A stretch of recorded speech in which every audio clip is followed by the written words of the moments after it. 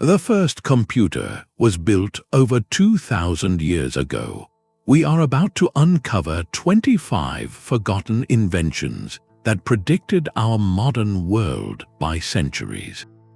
By the end of this, your view of human progress will be fundamentally changed.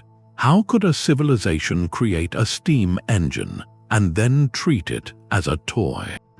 What secret formula for unbreakable concrete vanished with an empire? These stories are more than historical footnotes. They are proof that genius can emerge in any era, only to be buried by time. What does it say about our own technology if so much brilliance can simply be lost? That lump of corroded bronze pulled from the seafloor held a secret that would take over a century to fully unlock. When sponge divers first recovered the object now called the Antikythera Mechanism from a Roman shipwreck off the coast of Greece in 1901, it was a complete enigma.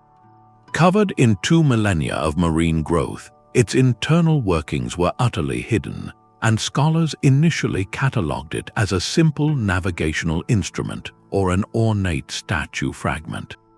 The truth, however, was far more extraordinary. It was not until the mid-20th century, with the advent of advanced X-ray and later 3-dimensional imaging, that the artifact's true nature was revealed. Inside that corroded shell was a complex system of at least 30 precise bronze gears, arranged in a sophisticated clockwork assembly. This was not a tool for navigation, but a hand-powered, analog computer designed to calculate celestial events. The device could predict the positions of the sun and moon, track the phases of our lunar companion, and even forecast solar and lunar eclipses years in advance. It modeled the irregular orbit of the moon with a clever pin and slot mechanism that accounted for its varying speed, a concept of mechanical precision that would not be seen again until the 14th century in Europe. Historian Derek J. de Solla Price, who dedicated years to its study, famously declared it more valuable than the Mona Lisa, for it represented a completely different branch of human technological achievement. Here was a physical model of the cosmos, a testament to a depth of Greek astronomical knowledge and mechanical engineering that history had entirely forgotten. The mechanism forces us to ask a profound question. How could such advanced technical thinking exist in the 2nd century before the Common Era, only to vanish from the record for over 1,000 years? Its very existence suggests that the path of invention is not a straight line, but a fragile thread that can be severed by time, conflict, or simply a loss of interest. The Antikythera Mechanism is our first, and perhaps most stunning, piece of evidence that the ancient world was far more mechanically ingenious than we ever gave it credit for. While the Antikythera Mechanism calculated the heavens, another genius in the same ancient world was harnessing a more earthly power. In the legendary Library of Alexandria, a place synonymous with lost knowledge, the engineer and mathematician Heron devised a machine that seems to leap from the pages of a Victorian science fiction novel. He called it an Aeolipile. At its heart, the device was beautifully simple. A hollow metal sphere was mounted on a central axle above a sealed cauldron of water. When a fire was lit beneath the cauldron, the water would boil and steam would travel up through the supports into the sphere. The critical detail was in the sphere itself. 2 nozzles, bent at sharp right angles, protruded from opposite sides. As the pressurized steam shot out of these nozzles, the reactive force, the same principle that propels a modern jet engine, caused the entire sphere to whirl with surprising speed and power. This was not a vague concept or a philosophical musing. It was a working, physical demonstration of steam power and jet propulsion, created nearly 2,000 years before the Industrial Revolution. And yet, history did not pivot. The steam engine was not born in the 1st century. Heron and his contemporaries saw the spinning sphere not as a source of limitless mechanical work, but as a temple wonder, a clever party trick to amuse guests and demonstrate the hidden powers of nature. The context for a revolution simply did not exist. The ancient Mediterranean economy was built on human and animal labor, with slavery providing a cheap and abundant workforce. There was no pressing need to pump water from deep mines on a massive scale, no network of factories demanding power, no vision of locomotives crossing continents. The societal and economic drivers that would later make James Watt's improved steam engine a world-changing necessity were entirely absent, so the Aeolipile remained a fascinating curiosity, a brilliant answer to a question that its society had not yet thought to ask. This reveals a profound truth about innovation. A brilliant invention in isolation is like a seed falling on stone. It requires the right soil of need, ambition, and vision to take root and grow. Heron possessed a seed of incalculable potential, but the world around him was not yet ready to plant it. Heron's steam was a force without a purpose, but in the dry earth of Mesopotamia, another ancient object hints at a different kind of power entirely. Unearthed near Baghdad in 1936, the artifact known as the Baghdad Battery is a humble collection of parts that, when assembled, tells a shocking story. It is a simple clay jar about the size of a person's hand. Inside it sits a rolled copper cylinder, and within that cylinder, an iron rod. The jar's opening was sealed with asphalt or bitumen, which held the rod in place, insulating it from the copper. If this jar was filled with an acidic liquid, something as common as vinegar or citrus juice, a basic chemical reaction would occur. The acidic electrolyte would allow electrons to flow between the dissimilar metals, creating a small but measurable electric current, roughly 1 volt. That is the same basic electrochemical principle behind every modern battery. The object dates from the Parthian or Sassanid period, somewhere between 250 years before the Common Era and 650 years after. This places its creation over 1,000 years before Alessandro Volta would stack his discs of zinc and copper to create the first official electric battery in 1800. So what was it for? The debate among historians and archaeologists is fierce and unresolved. The most tantalizing theory is electroplating. A weak current from such a battery could be used to deposit a thin layer of gold onto a silver object, a practice known from the region for creating ornate jewelry and religious artifacts. Other scholars propose it had a religious function, perhaps producing a mild, tingling sensation to simulate a divine touch during ceremonies, or even a medicinal one, following ancient beliefs about the therapeutic properties of electric fish.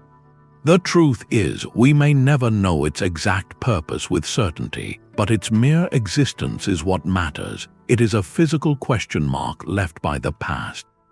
It proves that the fundamental components for generating electricity were not only present but were being deliberately assembled in a specific configuration centuries upon centuries before the scientific revolution.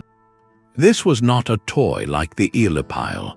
This was a crafted instrument. It challenges the very timeline we cling to, forcing us to wonder how many other quiet experiments with invisible forces were conducted in workshops and temples, their knowledge never written down or written on materials that did not survive the centuries.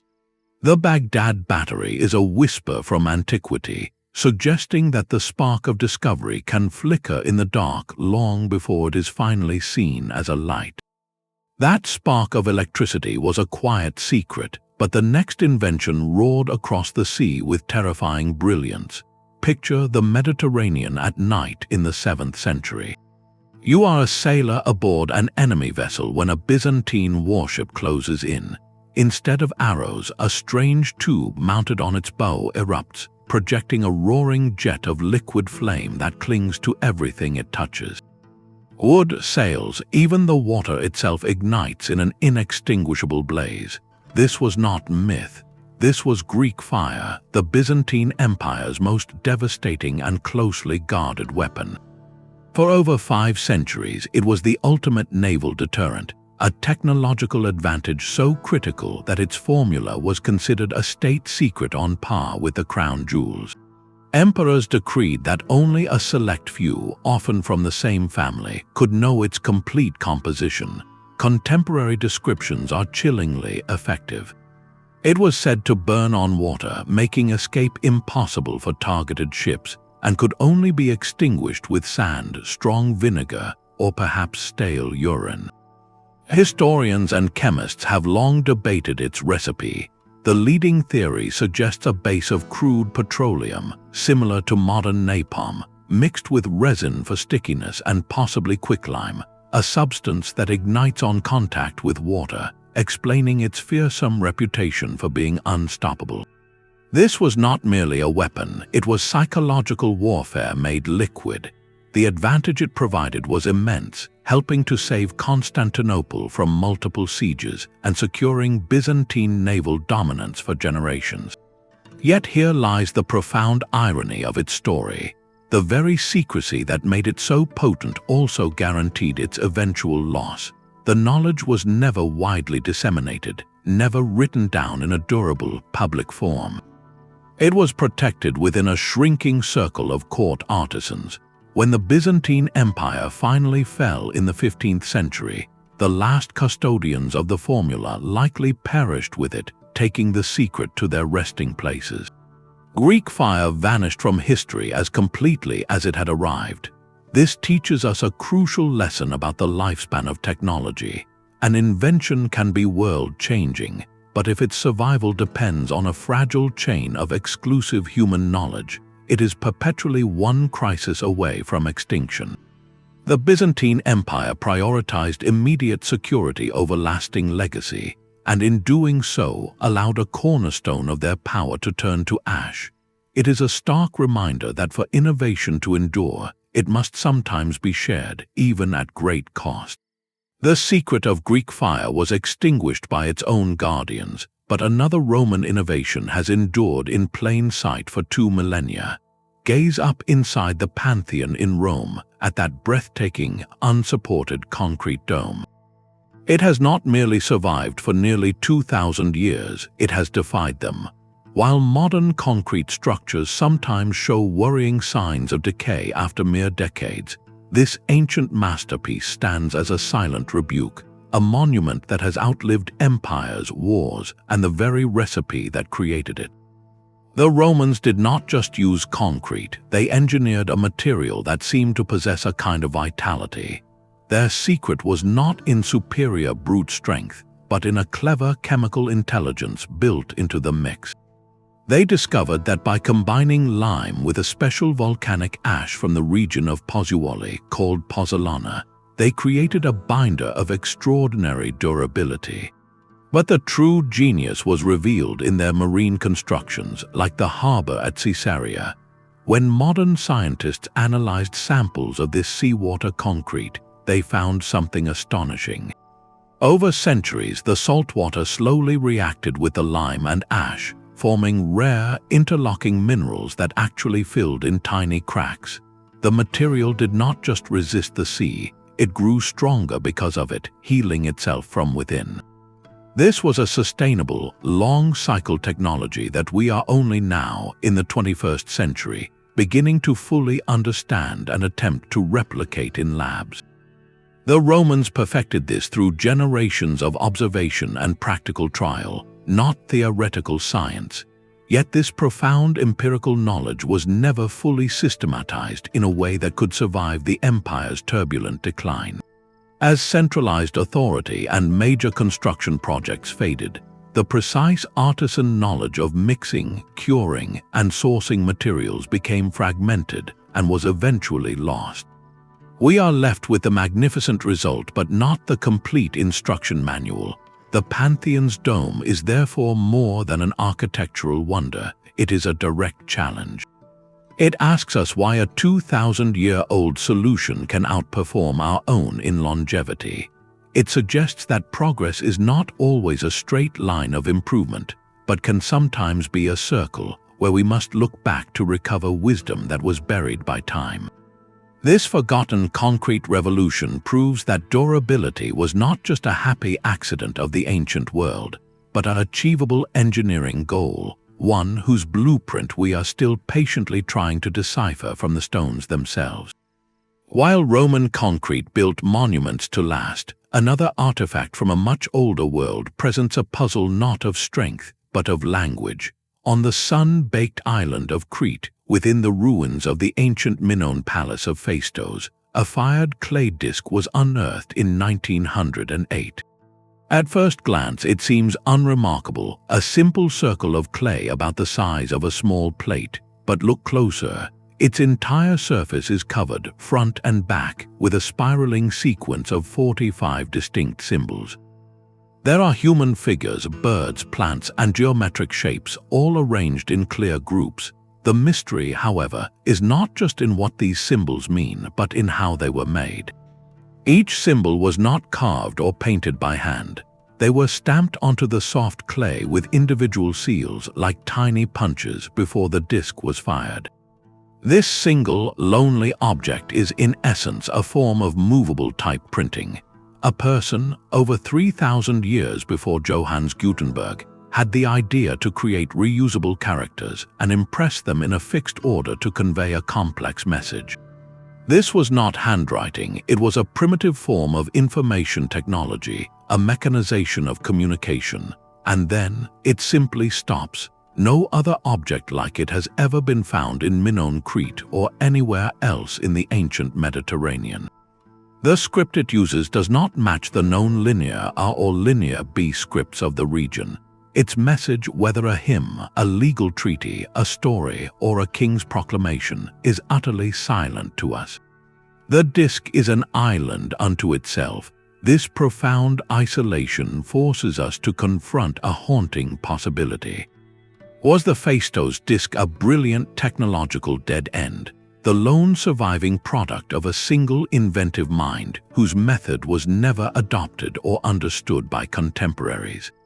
Or does it represent a fleeting glimpse of a parallel path, a road not taken where the concept of movable type flickered into existence millennia too early, only to be snuffed out by circumstance, war, or simply a lack of perceived need? In a world of handwritten clay tablets and papyrus, perhaps the advantage of reproducible type was not yet compelling enough to spark a revolution. The disk stands as a monument to an idea born out of time, a single, perfect sentence written in a language we may never learn, using a technology the world would forget for 30 more centuries. It reminds us that an invention requires not just a creator, but an audience ready to listen, and a society prepared to use it. The silent symbols of the Phaistos disk represent an idea without a voice, but in a Han dynasty court, another invention was designed to give the earth itself a voice. In the year 132, the scholar and inventor Zhang unveiled a device that must have seemed like something from a myth.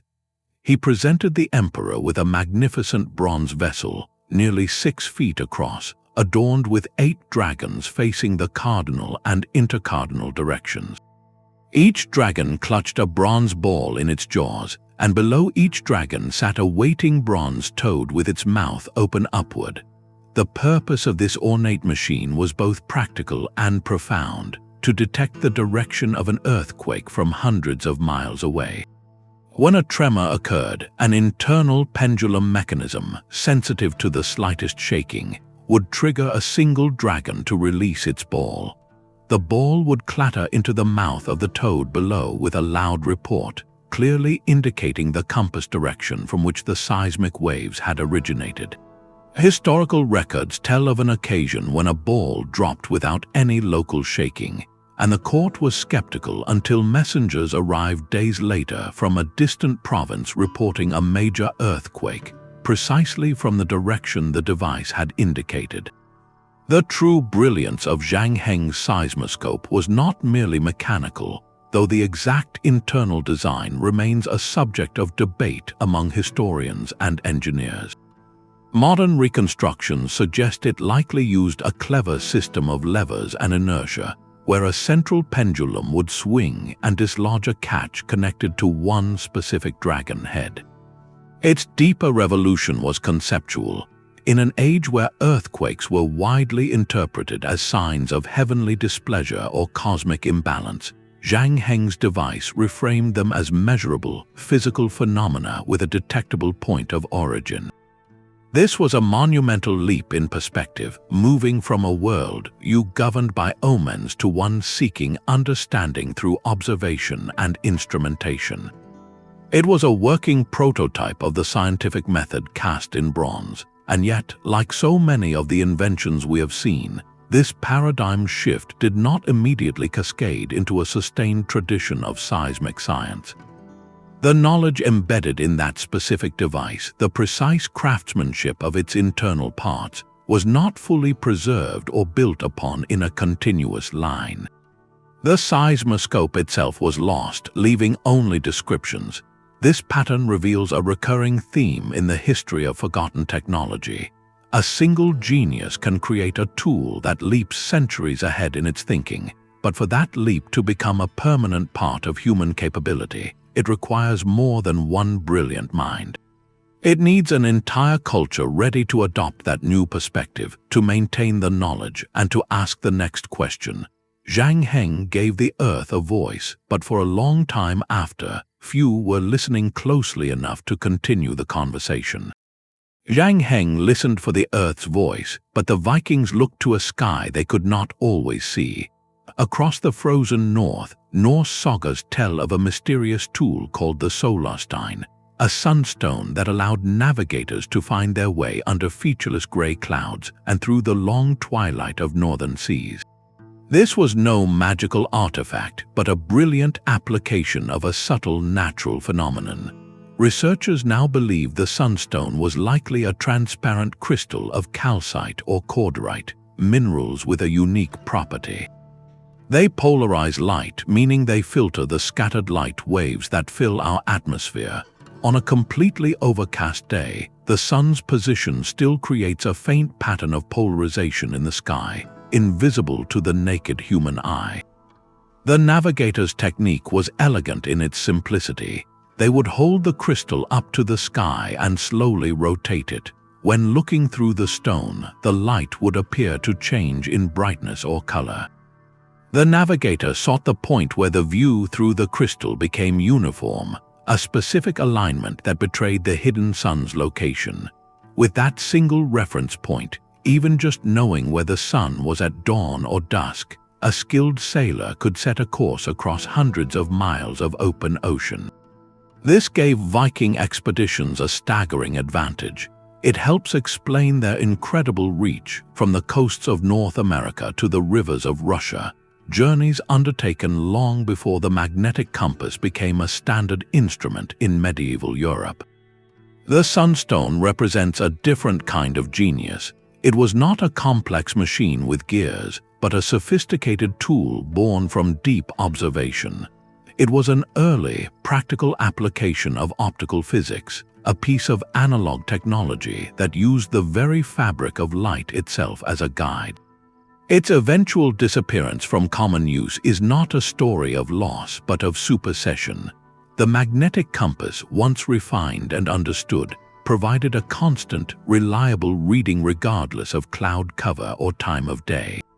The sunstone, reliant on a specific sky condition and the keen eye of an expert, faded into legend. Yet its legacy is profound. It shows us that innovation is not always about building something new, but sometimes about learning to see the world in a different way, to extract a hidden signal from the noise of nature.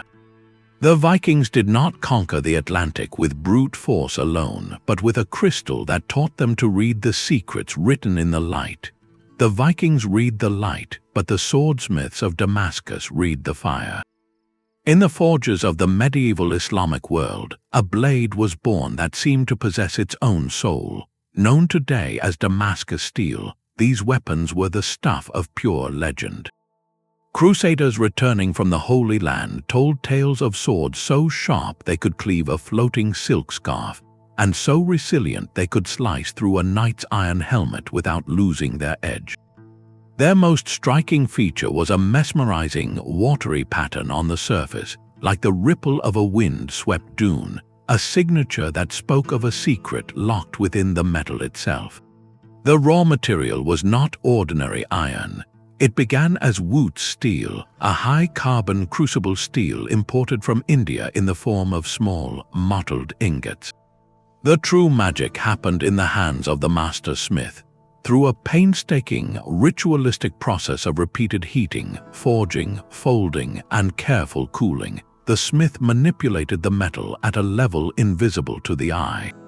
They were not just shaping a sword, they were engineering its internal crystalline structure.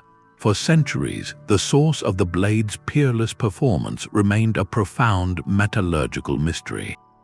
Then, in the late 20th century, scientists placed a fragment of an authentic Damascus blade under an electron microscope. The view was astonishing. Embedded within the steel matrix were carbon nanotubes, incredibly strong microscopic structures of carbon atoms arranged in cylinders.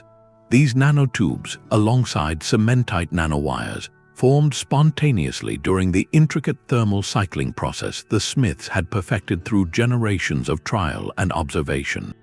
The smiths of old had, through craft and intuition, been performing nanotechnology. They were creating a composite material of extraordinary strength, flexibility, and cutting ability, all without any concept of atoms or molecular structures. They had a recipe that worked, passed down from master to apprentice, a symphony of heat, hammer, and timing. And then the music stopped. By the 18th century, the art of making true Damascus steel had faded into history. The reasons are likely a combination of factors. The trade routes for the specific Wootz ingots from India may have been disrupted. The unique ore sources that gave the ingots their special impurities, elements like vanadium, might have become depleted. Most crucially, the intimate, tactile knowledge of the process, the precise temperatures, the exact number of folds, the timing of the quench, was an oral tradition, a fragile thread of wisdom. As political landscapes shifted and workshops closed, that thread snapped.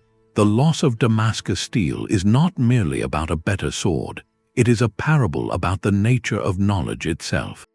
It demonstrates that a society can achieve breathtaking technological heights through accumulated practical wisdom, a deep, silent understanding embedded in the hands and the craft. Yet, without a written scientific framework to explain why it worked, that knowledge remains perilously vulnerable to the tides of time. We can now analyze and marvel at what they made, but we still cannot perfectly recreate the process they used. The sword's beautiful, wavy pattern is the ghost of a forgotten genius, a reminder that some answers from the past are etched in metal, waiting for our science to finally catch up to their art. The Damascus blade was a masterpiece of forgotten art, but another Greek invention from centuries earlier achieved something far more humble and enduring. It simply lifted water. In the 3rd century before the Common Era, the legendary mathematician and engineer Archimedes is credited with designing a device of profound simplicity, a spiral within a tube. When this helix is placed at an angle with its lower end in water and turned, it scoops up fluid and carries it steadily upward as the screw rotates. Its original purpose was brilliantly practical, to efficiently remove bilge water from the hulls of large ships, a constant problem for ancient navies and merchant vessels. But the application that would change civilizations was on land. The Archimedes screw became the engine of ancient agriculture. By harnessing human, animal, or later water power to turn the crank, farmers could lift life-giving water from rivers and canals to irrigate fields that were previously barren.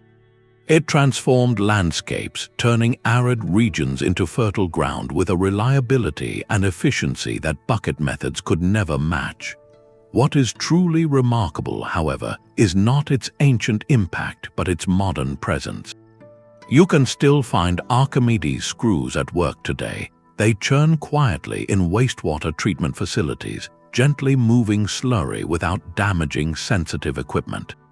They lift water in rural agricultural projects across the globe, a low-tech, low-maintenance solution that requires no fuel, just simple mechanics. This is a machine that has been in continuous use for over 2,000 years. It stands as a powerful counterpoint to the stories of loss we have explored. The screw never vanished because its design was perfectly aligned with a fundamental, unchanging human need, the movement of water. It required no rare materials, no secret formula, and its operating principle was visible to the eye, understandable to anyone. It was so perfectly conceived for its purpose that it became timeless, a rare bridge of utility that connects the workshops of ancient Syracuse directly to our modern infrastructure. Its persistence asks us a different kind of question. In a world where we chase constant upgrades and digital complexity, what does it mean that one of our most reliable tools is a 2,000-year-old helix in a pipe? It suggests that the highest form of technological sophistication might sometimes be elegant simplicity, a solution so complete that it simply has no need to be replaced. While the Archimedes screw moved water with visible simplicity, a Chinese invention from the 3rd century moved an idea with invisible mechanical intelligence. Deep within the imperial workshops, engineers constructed a chariot unlike any other. On its top stood a small figure, an arm outstretched, perpetually pointing toward the south. This was the South-Pointing Chariot, and its magic had nothing to do with magnetism. It was a machine that remembered. Its secret lay in a labyrinth of gears hidden beneath the platform, a differential gear system of astonishing complexity. As the chariot's wheels turned, the gears would engage and disengage with precise calculation, mechanically compensating for every twist and turn in the road. No matter how many circles the vehicle made, the figure on top, connected to this internal clockwork brain, would slowly rotate in the exact opposite direction, canceling out the chariot's movements and holding its orientation true.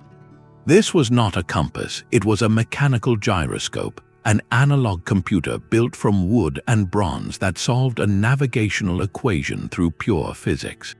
It performed a continuous, real-time calculation that would stump most people today without pen and paper. In function, it achieved the same goal as the magnetic compass, but it arrived there by a completely different intellectual path, one rooted in the genius of mechanics rather than the mysteries of geomagnetism.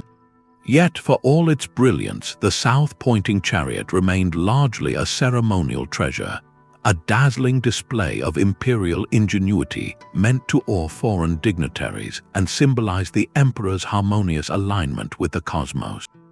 It was too intricate, too delicate, and too valuable for practical use by soldiers or merchants on rough, uncertain roads. This reveals a fascinating fork in the road of technological history. Here was a solution to direction finding that was conceptually centuries ahead, a masterpiece of gear-driven logic, but another, simpler solution. The lodestone spoon that would evolve into the magnetic compass was quietly developing alongside it. The compass required no complex gearing, no careful construction. It was a natural phenomenon harnessed into a portable, rugged tool.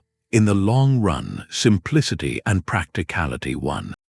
The South-Pointing Chariot faded into historical records, a breathtaking proof of concept that the world was not quite ready to mass produce. It stands as a monument to a road not taken, a reminder that the most elegant engineering solution is not always the one that endures. Sometimes the technology that changes the world is not the most complex, but the most accessible. A small, polished disk of rock crystal can hold a question large enough to reshape history. Discovered in the ruins of the ancient Assyrian palace at Nimrud, and dating to the 8th century before the Common Era, this unassuming artifact is ground into a distinct oval shape. When held to the light, modern tests have shown it possesses a remarkable property. It can focus sunlight into a bright, hot point. For over a century, scholars have debated what the people who crafted it actually saw in it. Was it merely a beautiful decorative inlay set into furniture or a piece of royal regalia to catch the light? Was it a practical burning glass, a tool for a priest or a craftsman to kindle a flame with the power of the sun? Or, in the most tantalizing possibility, was it the world's oldest known magnifying lens? If this was its true purpose, the implications are staggering. It would mean that the fundamental principle of optics, the bending of light to enlarge the visible world, was understood and deliberately applied centuries before the earliest known lenses from the Greco-Roman world.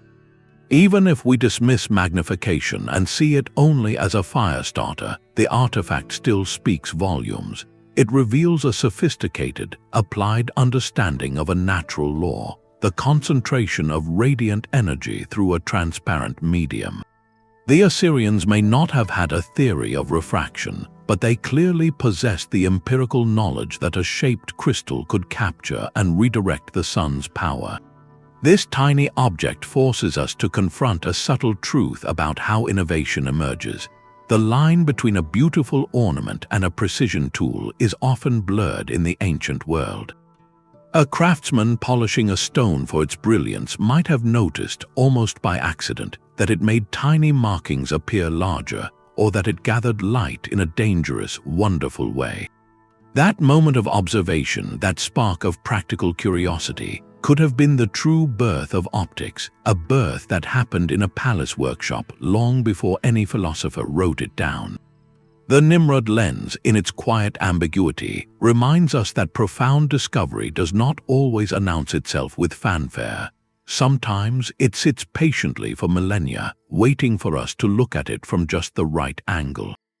Heron's genius for spectacle did not end with a spinning sphere of steam.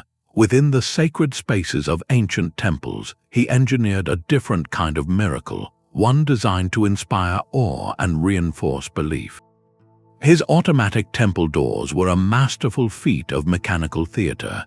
The setup was brilliantly conceived.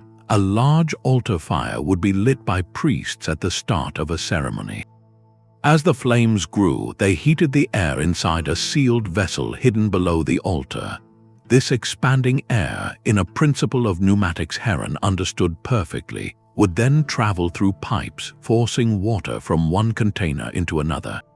This shifting weight would, through a clever system of ropes and pulleys, slowly and majestically swing the heavy temple doors open, all without a single visible hand. To the gathered worshippers, it must have seemed like pure divine intervention, a direct response from the gods to the priest's ritual act. This was not a labor-saving device in any modern sense. Its entire purpose was cultural and spiritual, to create an unforgettable sensory experience that bridged the human and the divine. Here, technology was not a tool for efficiency, but an instrument of wonder. It demonstrates a profound truth often overlooked in our utilitarian age. Innovation is not driven solely by practical need. It is also fueled by the human desire for ritual, for storytelling, and for spectacle. Heron's doors were an application of sophisticated engineering principles, heat transfer, hydraulics, and mechanical advantage, in the service of faith. They remind us that some of history's most intricate inventions were created not to solve a mundane problem, but to answer a deeper, more human one, the need to believe in something greater than ourselves. This cultural engine of innovation has never truly stopped. From the grand mechanical clocks of medieval cathedrals to the immersive special effects of modern cinema, we have always used our most advanced technology to craft experiences that move us, terrify us, and fill us with wonder. Heron understood that sometimes the most powerful application of a principle is not to build a better machine, but to build a better story. A polished crystal could focus the sun, but a lump of stone found in the California desert seemed to contain a piece of the 20th century itself. In 1961, 3 rockhounds searching for geodes in the Coso Mountains cracked open what they thought was a promising specimen. Inside the hardened lump, they did not find the expected crystal cavity. Instead, they discovered a cylinder of porcelain and metal with a central rod and what appeared to be a corroded spring. To their eyes, it looked unmistakably like a modern spark plug, seemingly entombed within stone that geological surveys suggested was over 500,000 years old. The story, as it spread, became a sensation. Here was the ultimate out-of-place artifact, an object that seemed to defy every established timeline of human progress. If it was genuine, it implied that a civilization with internal combustion technology had existed on Earth millennia before recorded history, a concept that captivated the public imagination and fueled countless speculative theories. The allure of the Coso artifact was never about its mundane reality, which experts later concluded was almost certainly a 1920s-era champion spark plug that had become encased in a hard mineral concretion, a natural process that can occur surprisingly quickly under the right conditions. Its power was entirely symbolic. It became a cultural touchstone for a deep and persistent human longing, the desire to find proof that our understanding of history is incomplete, that great technological leaps were made in a forgotten age and then utterly lost. This myth speaks to a fundamental question we have been circling this entire journey. Why are we so drawn to the idea of hyper-advanced ancients? Perhaps it is because these stories make the past feel more mysterious and grand. Or perhaps it is a subconscious reaction to the fragility of our own civilization, a hope that if knowledge can be lost, it can also be rediscovered, offering a form of hope for our own legacy. The Coso artifact, as a modern object mistaken for an ancient one, serves as a crucial cautionary tale in our search for lost knowledge. It challenges us to temper our wonder with rigorous skepticism, to separate the emotionally compelling myth from the verifiable archaeological fact. The true lesson of the Coso artifact is not about spark plugs in stone, but about the spark of curiosity in us. It reminds us that our hunger for discovery must be guided by both open-minded imagination and a steadfast commitment to evidence, for it is in that delicate balance that we truly find the past. Buried in the frozen ground of a Greenlandic convent, a simple wooden disc tells a story of survival against impossible odds. The Uunartoq disc, dating to the 10th or 11th century, is a humble piece of craftsmanship. It is a flat circle of wood with notches carved carefully along its curved edge and a central hole where a small pin, called a gnomon, would have been placed. To the untrained eye, it might be a game board or a primitive calendar, but to a Norse navigator setting out across the North Atlantic, this was a critical piece of technology, a sun compass designed for the top of the world. Its operation relied on a deep understanding of celestial mechanics. At lower latitudes, the sun's path across the sky changes significantly with the seasons. But near the Arctic Circle in high summer, the sun's arc is flatter, and it barely sets, creating a period of constant twilight known as the midnight sun. In these conditions, a standard magnetic compass becomes erratic and unreliable due to its proximity to the magnetic pole. The Vikings needed a tool that used the one constant they could always see, the sun itself. The navigator would align the disk so the gnomon's shadow at local noon fell directly across the center line. By referencing the notches along the edge, which likely corresponded to known solar paths for specific times of year, they could determine their cardinal directions with remarkable accuracy, even when the sun hung low and stubborn on the horizon. This was not a tool for casual travel. It was an instrument of pure necessity, born from the audacious decision to settle and trade in one of Earth's most unforgiving environments. The Uunartoq disk completes a picture we began with the Sunstone. It shows that Viking navigation was not a single trick, but an integrated system. On a clear day, they might use the Sunstone to locate the hidden sun through cloud cover. Once they had that reference, the sun compass could give them a stable, fixed bearing. They combined tools for different conditions, creating a redundant and resilient method for crossing hundreds of miles of open, icy ocean. This technological suite emerged because the frontier demanded it. When the Norse settlements in Greenland eventually faded due to a shifting climate and changing trade routes, the specific, intense need for these high-latitude navigation tools faded with them. The knowledge so vital for generations was no longer central to the culture's survival and gradually retreated into the realm of specialized lore and then into silence. The disk's legacy is a powerful lesson in how innovation clusters around challenge. When a culture pushes against the very edges of the habitable world, it can develop a constellation of brilliant, tailored solutions. But when that frontier recedes, either by choice or by force, those specialized technologies often recede too, waiting in the soil for a future age to recognize the ingenuity they represent. The Uunartoq disk was a tool for survival, but another artifact from antiquity was crafted purely for wonder. In a museum case today, a Roman drinking cup from the 4th century sits quietly, waiting for the light to change.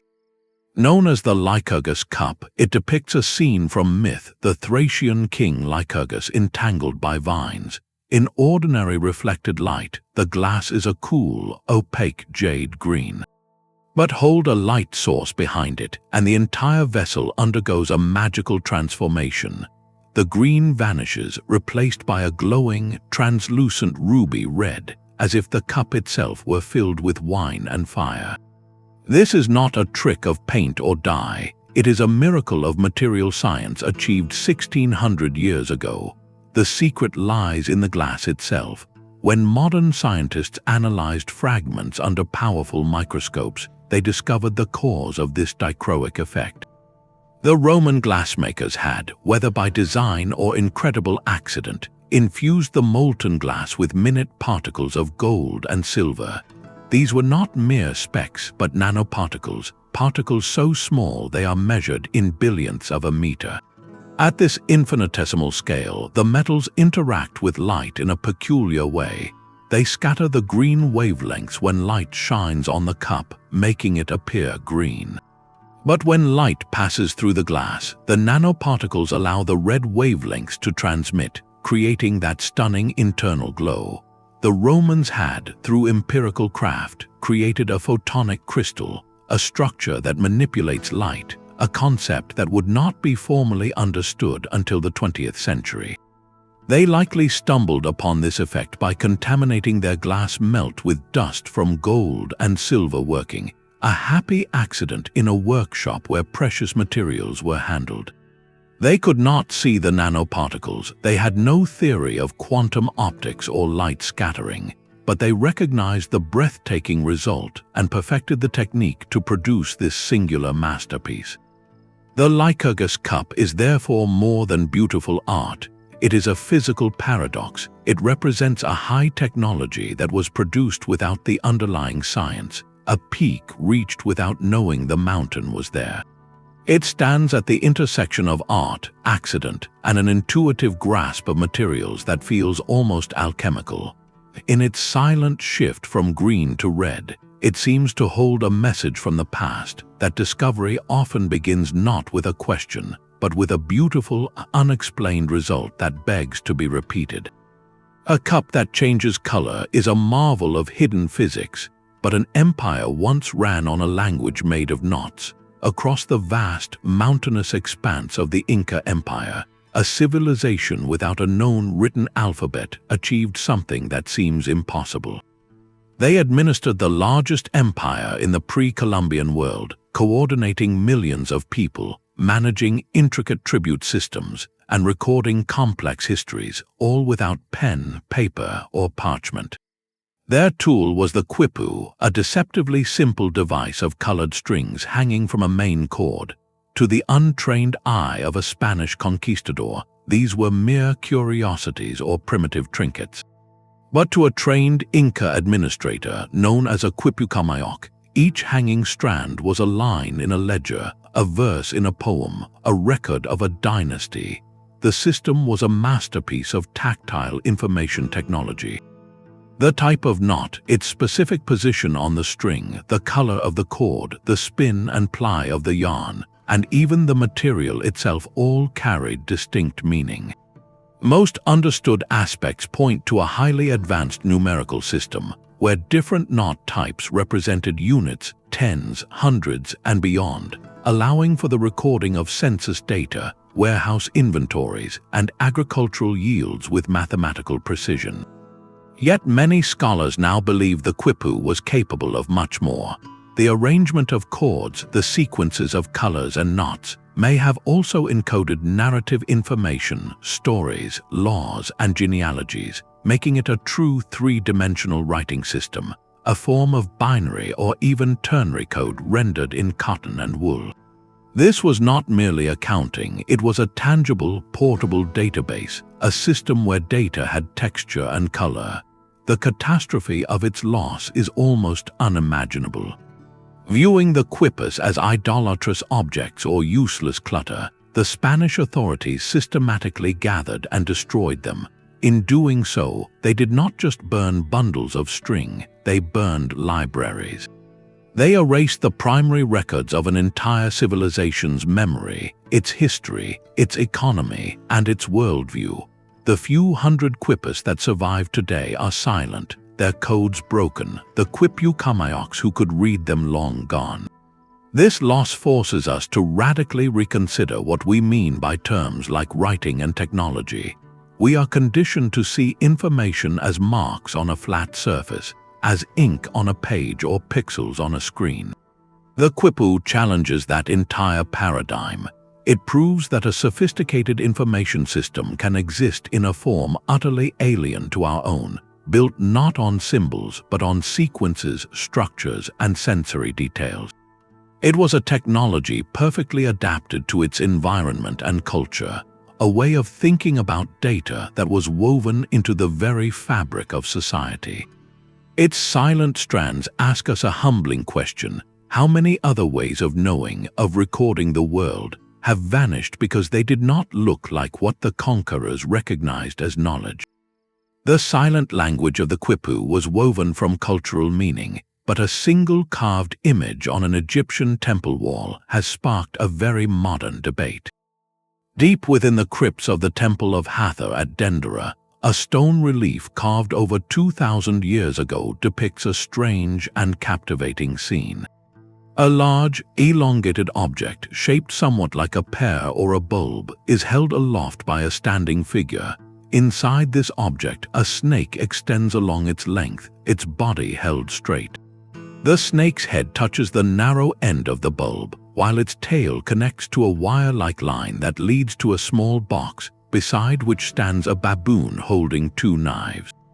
To a viewer living in the age of electricity, the interpretation leaps out with startling clarity. It looks like a giant, primitive light bulb. The snake is the filament, the bulb's shape is the glass enclosure, the jed pillar supporting it is an insulator, the line is an electrical cable, and the box is a power source or battery. The image has become a cornerstone of theories suggesting the ancient Egyptians possessed, and perhaps used, electric lighting to illuminate their deep, windowless tombs and temples. The visual resemblance is undeniably striking, and it taps directly into our fascination with lost high technology. Yet mainstream Egyptology offers a profoundly different and culturally grounded explanation. Scholars point to the rich symbolic language of Egyptian mythology. In this context, the scene is not an electrical diagram, but a representation of a creation myth. The bulb shape is interpreted as a lotus flower from which the snake, a symbol of the god Harsomptis, is born. The jed pillar is a symbol of stability and the god Osiris. The baboon is associated with Thoth, the god of wisdom, and the entire tableau likely illustrates a cosmic story of divine emergence and regeneration, a spiritual concept rendered in stone. This dichotomy is not merely about one carving. It represents a fundamental tension in how we understand the past. Do we look at ancient art and see a reflection of our own technological world, projecting our frameworks onto their symbols? Or do we make the more difficult effort to step into their worldview, to to learn their symbolic vocabulary and understand what the image meant within its own time and for its own people. The Dendera relief forces this question upon us. It is a Rorschach test for historical interpretation. Our modern brains, wired by centuries of scientific discovery, are primed to see patterns that resemble our own inventions. This is a powerful cognitive bias. The danger lies in allowing that initial, exciting recognition to short-circuit the deeper, more rigorous work of cultural translation. The true lesson of the Dendera light is not about whether the Egyptians had light bulbs, but about the humility required to truly listen to the past. It reminds us that ancient people were not primitive versions of ourselves, stumbling toward our brilliance. They were complex cultures with their own sophisticated ways of explaining the cosmos, ways that were often expressed not through schematics, but through symbol, myth, and ritual art.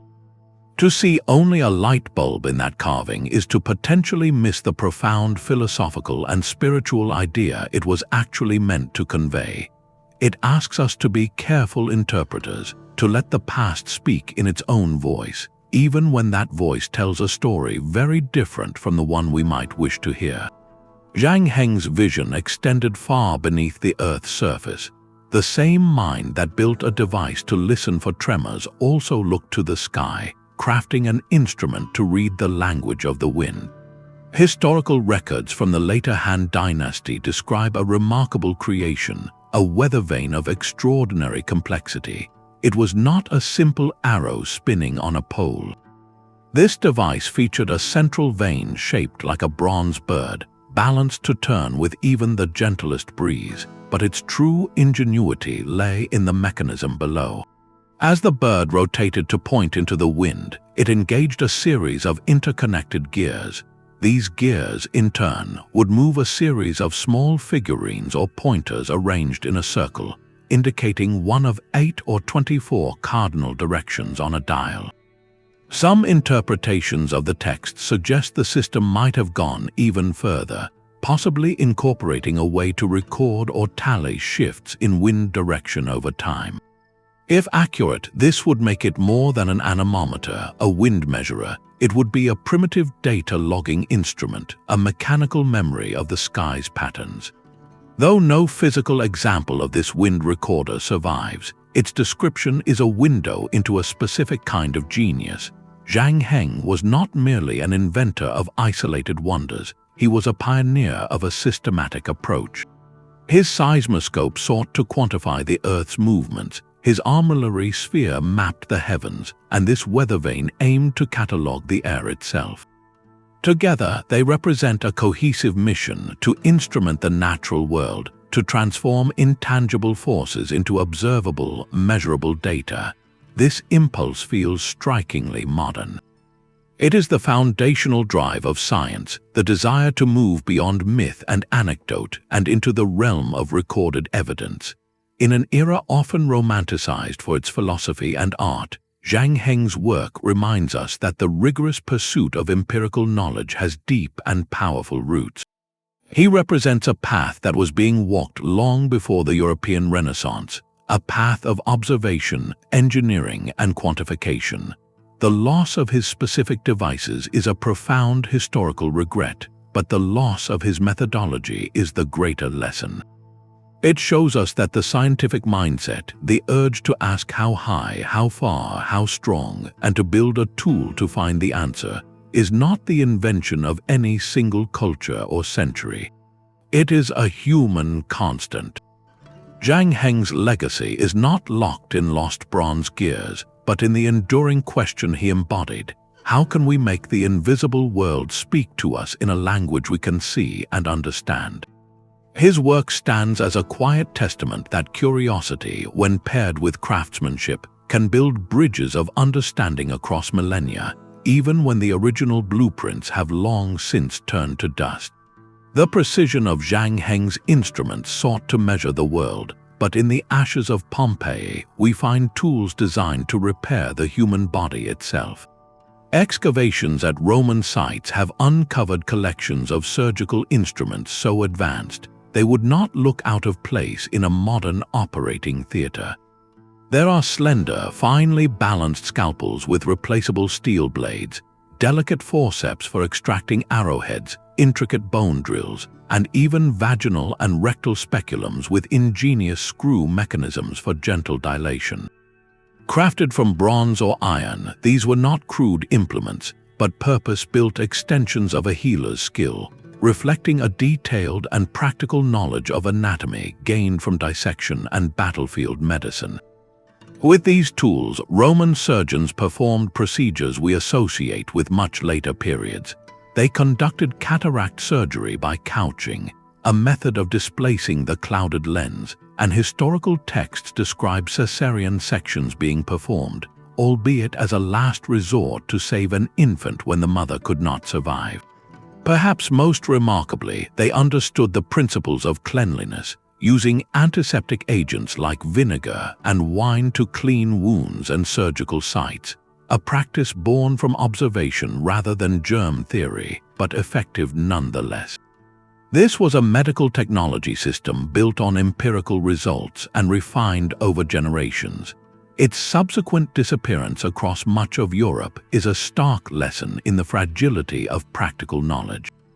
With the decline of the Roman Empire and the upheaval of the early Middle Ages, the centralized infrastructure that supported this medical learning, the schools, the libraries, the networks of military surgeons fragmented and faded. The intricate craft of tool-making and the accumulated surgical techniques retreated, preserved only in scattered pockets of knowledge, often within monastic communities or in the enduring medical traditions of the Byzantine and Islamic worlds, where Greek and Roman texts were translated and studied. It would take centuries for this sophisticated understanding of the body and its repair to slowly make its way back into common European practice. The story of these tools is not one of a single catastrophic loss, but of a slow dimming, a narrowing of the channels through which vital knowledge flows. They remind us that technology, especially the kind that mends and heals, does not progress automatically. It requires stable societies to teach it, institutions to preserve it, and a culture of inquiry to build upon it. When those conditions vanish, even the most brilliant and practical arts can slip into the shadows, waiting for a new dawn to be recognized once more. Heron's temple doors opened with divine fire, but his true masterpiece was reserved for the stage. Within the workshops of Alexandria, he constructed a theater that performed itself. At its heart was a simple, heavy weight, suspended like the pendulum of a clock. As this weight descended with steady, relentless force, it turned a central axle. But this axle was no simple rod. It was the brain of the machine, wrapped in a complex program of ropes and precisely placed knots. Each knot, each empty space between them, acted as a command. As the axle turned, these knots would catch on levers and trip mechanisms in a predetermined sequence. This was a binary system written in hemp and wood, a series of yes and no instructions that controlled every element of the performance. The stage would come alive. Small doors swung open to reveal painted scenery. Wooden figures of gods and heroes sailed across the platform on hidden tracks, enacting a scene from a myth. Drums rattled to simulate thunder, and other simple sound effects would punctuate the drama. For up to 10 minutes, this entire miniature world operated without a single human hand touching it, a self-contained story driven by gravity and genius. This was not merely a clever toy for the wealthy. It was a prototype of programmable automation, a mechanical computer whose software was its own physical design. Heron had built a machine that could store a sequence of instructions, retrieve them in order, and execute them to control multiple, synchronized outputs. The principles at work, sequential control, binary input, mechanical feedback, are the foundational concepts of robotics and automated manufacturing. Yet, once again, this pinnacle of engineering served a purpose of pure spectacle. It was created to dazzle, to provoke wonder, to tell a story in the most astonishing way possible. Its audience saw magic, not mechanics. They witnessed a myth reborn, not a blueprint for the industrial future. And so, after Heron, the knowledge of how to build such intricate programmable systems faded into obscurity. The weight fell, the play ended, and the curtain of history closed on this branch of technology for over a millennium. The automatic theater stands as a poignant symbol of a path not taken. It proves that the conceptual seeds of our automated age were planted in the ancient world, but they lay dormant, waiting for a society that would need them not for storytelling, but for the relentless, practical demands of production and computation. Heron's theater was art that happened to be a machine, a fleeting glimpse of a future where machines would learn to create art of their own.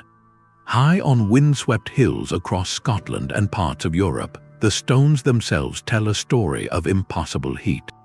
These are the vitrified hill forts, ancient defensive structures whose massive stone walls have been transformed, their surfaces melted and fused into a dark, glassy slag.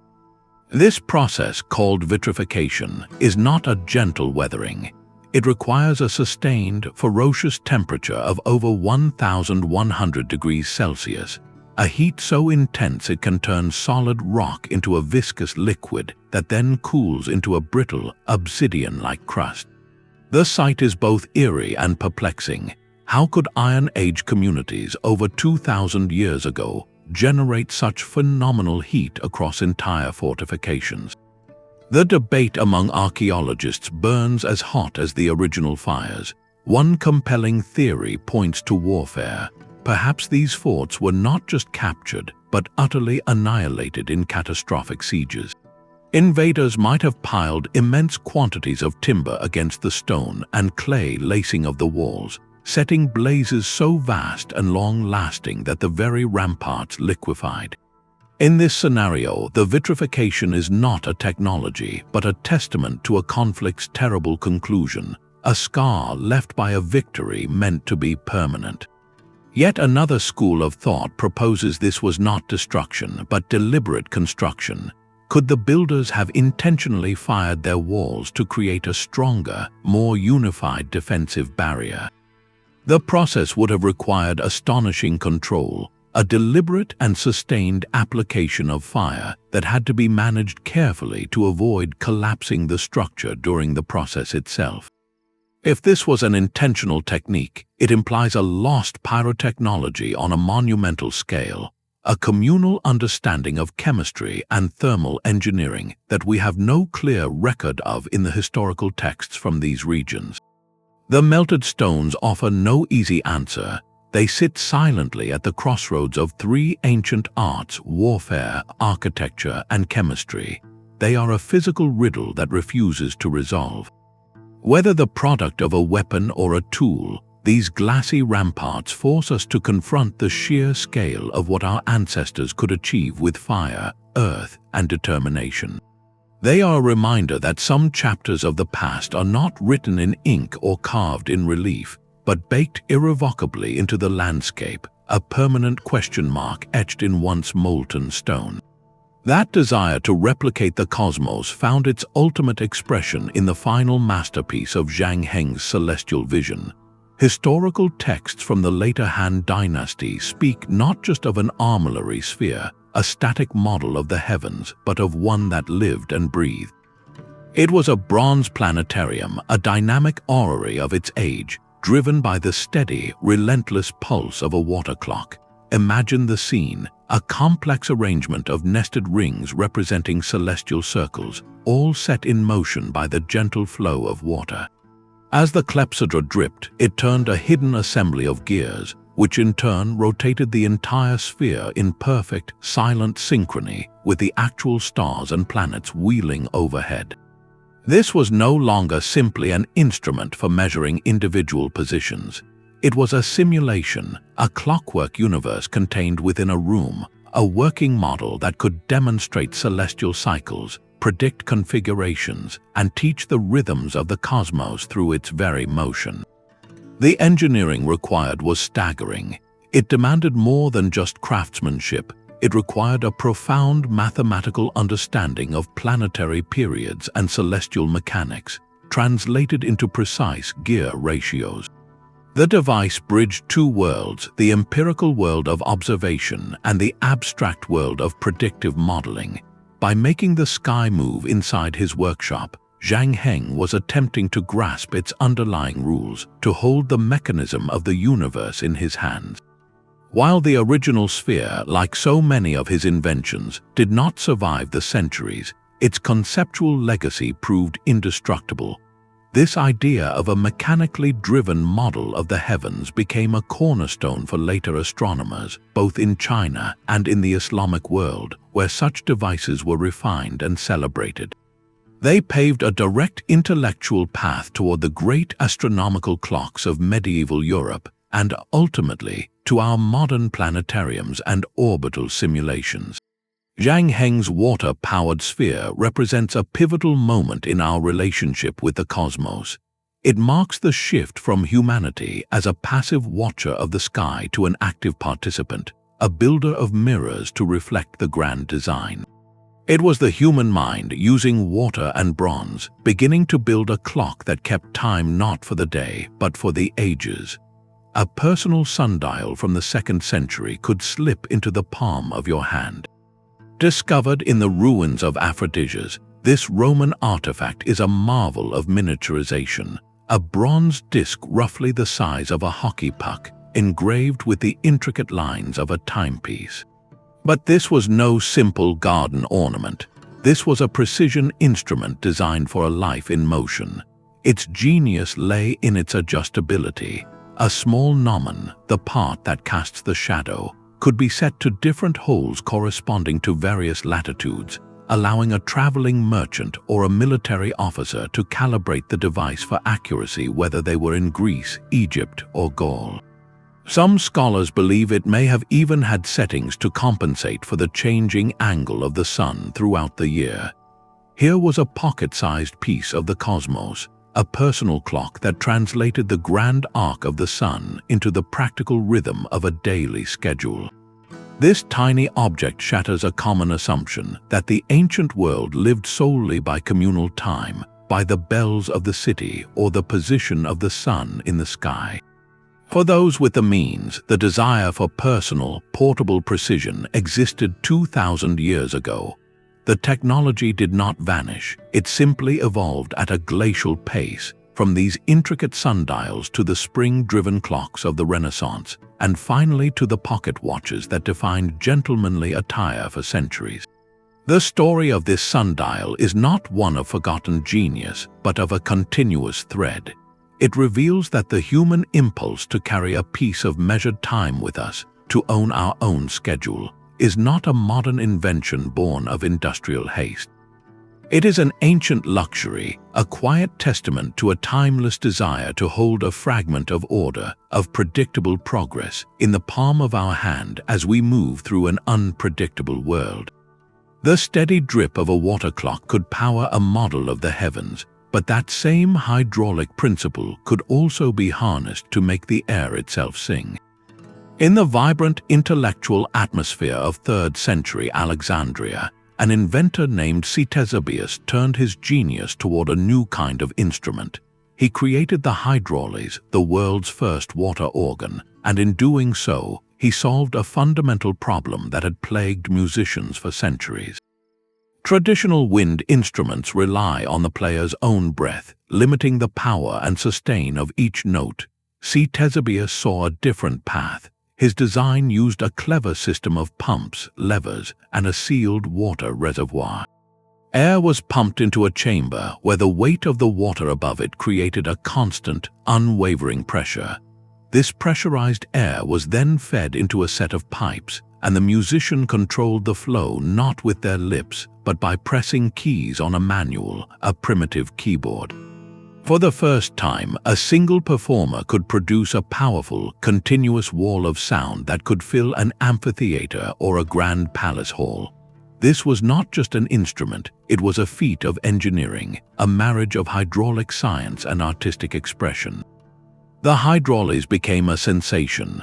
Its powerful voice was perfect for the spectacle of Roman games and theatrical performances, and its complex mechanics made it a symbol of imperial sophistication. As the Roman Empire evolved into the Byzantine, the instrument found a new home within the vast, resonant spaces of great churches, its sustained tones perfectly suited for sacred music. Here lies a crucial and hopeful counterpoint to our earlier stories of loss. The water organ was not forgotten. It was adopted, adapted, and meticulously improved upon over generations. The basic pneumatic principle remained, but the mechanisms were refined, the keyboards became more sophisticated, and eventually the water reservoir was replaced by more efficient bellows. The church organ, that monumental centerpiece of Western music, is the direct technological descendant of Ctesibius's ancient invention. His creation represents a different destiny for advanced ancient technology. It shows that when an innovation perfectly fulfills a deep and enduring human desire, in this case, the desire for powerful, communal musical expression, it can transcend its origins. It becomes a foundation. The knowledge is not lost but built upon, layer by layer, century by century, until the original genius is woven seamlessly into the fabric of culture. The water organ story is a quiet anthem to continuity, a reminder that some threads of discovery are not severed, but are patiently picked up by countless hands, each adding a note to a melody that spans the ages. The water organ's melody survived because it found a home in human culture, but so many of these brilliant devices did not. Their stories, taken together, form a haunting pattern of loss, a recurring answer to the question of why genius fades. The first and most dramatic cause is the collapse of the world that created them. When empires like Rome or the Byzantine state fragmented, they took with them the vast, invisible infrastructure of innovation. The state-funded workshops, the trade networks for exotic materials, the libraries and schools that trained new generations of engineers, all vanished in the upheaval. An invention like Greek fire was not just a formula, it was a product of an entire imperial system. When that system fell, the specialized artisans who were its living custodians had no place to pass on their craft. The knowledge died with them, not in a library fire, but in the quiet end of a family line. Similarly, the Damascus steel sword required a specific ore from India, traded along routes that political change could easily sever. Without the raw material, even the most skilled smith was powerless. This reveals a profound truth. Our greatest technologies are often not standalone objects, but the fragile endpoints of vast and intricate networks. Break the network and the technology withers. Equally destructive was the instinct to guard discovery as a secret. For the Byzantine emperors, Greek fire was a state secret more valuable than gold. For the guilds of swordsmiths, their folding technique was a proprietary mystery that defined their livelihood and status. This secrecy provided short-term power and security, but it built a moat around the island of knowledge. When the last gatekeeper fell, the island sank without a trace. Contrast this with the Archimedes Screw, a design so simple and visible that anyone could understand and replicate it. Its utility was not locked behind a seal or an oath, and so it spread across continents and millennia. Secrecy protects an advantage, but it also condemns an idea to a solitary existence, one accident away from oblivion. In a world before the printing press, where knowledge lived in a handful of manuscripts or in the minds of a few masters, the margin for error was terrifyingly thin. A single conquest, a single fire, a single failed apprenticeship could erase centuries of accumulated insight. Perhaps the most subtle reason for loss, however, was a simple lack of perceived need. Heron's steam engine spun idly because the society around it had abundant slave labor and no vision of factories or locomotives. The South-Pointing Chariot was a ceremonial marvel because the magnetic compass, though less mechanically brilliant, was simpler and good enough for most practical journeys. An invention can be conceptually centuries ahead, but if it does not solve a pressing, widespread problem for the people of its time, it remains a curiosity. It is a solution waiting for a problem to emerge. Our modern drive for constant innovation often makes us forget that adoption is not automatic. It requires a cultural and economic engine, a collective sense that the new way is not just clever but necessary. Without that engine, even the most breathtaking leap forward can land in silence, admired by a few and then shelved by history. Finally, some inventions were simply orphans in time, ideas so advanced they lacked the supporting technologies to reach their full potential. The Antikythera Mechanism's precision gears had no parallel industry to mass-produce them. The Nimrud Lens hinted at optics, but without clear glass and a theory of light, it could not birth the microscope or the telescope. These were previews of a future the present was not equipped to build. They were singular masterpieces, not the first step in a manufacturing revolution. This pattern teaches us that technological progress is not a straight, inevitable line. It is more like an ecosystem, a delicate web of resources, knowledge, need, and stability. Disrupt any part of that web, and whole branches of discovery can fall away. Looking back at these 25 forgotten marvels with this understanding does more than spark wonder. It gives us a new, sober appreciation for the continuity we often take for granted today. Our own technological world rests not on the shoulders of isolated giants, but on a vast, interconnected, and diligently maintained inheritance. Each time we access a digital library or share a discovery online, we are strengthening that web against the silence that once consumed so much light. These echoes from the past form a humbling but hopeful mosaic. The celestial gears of the Antikythera Mechanism and the nanostructured steel of a Damascus blade are more than isolated marvels. They are part of a vast and recurring story of human ingenuity, a narrative rich with brilliant cul-de-sacs and promising roads not taken. These 25 forgotten inventions are not mere footnotes in a textbook. They are powerful, tangible reminders that the flame of discovery has always burned, even when history's winds blew it out in one place, only for it to be rekindled elsewhere centuries later. Their collective legacy teaches us a profound sense of humility. Every time we glance at a smartphone or board an airplane, we are not standing at the peak of a lonely mountain. We are standing on a vast, layered plateau, built from the accumulated dreams and dead ends of countless generations. Our modern world has deep, often completely unrecognized, roots that reach into the workshops of Alexandria, the forges of Damascus, and the observatories of ancient China. Yet for all the humility they instill, these stories also ignite a powerful inspiration. They prove that groundbreaking ideas are not the exclusive property of any one era. A mind in the 2nd century before the Common Era could conceive of a mechanical computer. A swordsmith in the 10th century could perform nanotechnology with fire and hammer. Genius is not a product of the timeline. It is a potential within us all, waiting for the right moment of need, curiosity, or sheer accident to express itself. This duality is the true gift of these lost chapters. They caution us about the fragility of knowledge, showing how easily a thread of understanding can be severed by secrecy, conflict, or simply the passage of time. But they also empower us. As we look toward a future of artificial intelligence and interplanetary travel, we carry with us this hard-won wisdom.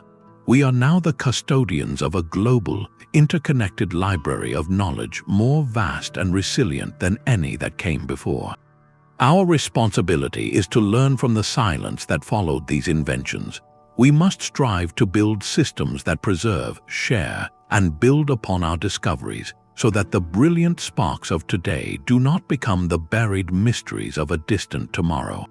If this journey through the echoes of lost technology has reshaped your view of the past, consider joining us for more explorations into history's greatest enigmas. And we would love to hear your thoughts. Which of these forgotten inventions left you the most amazed?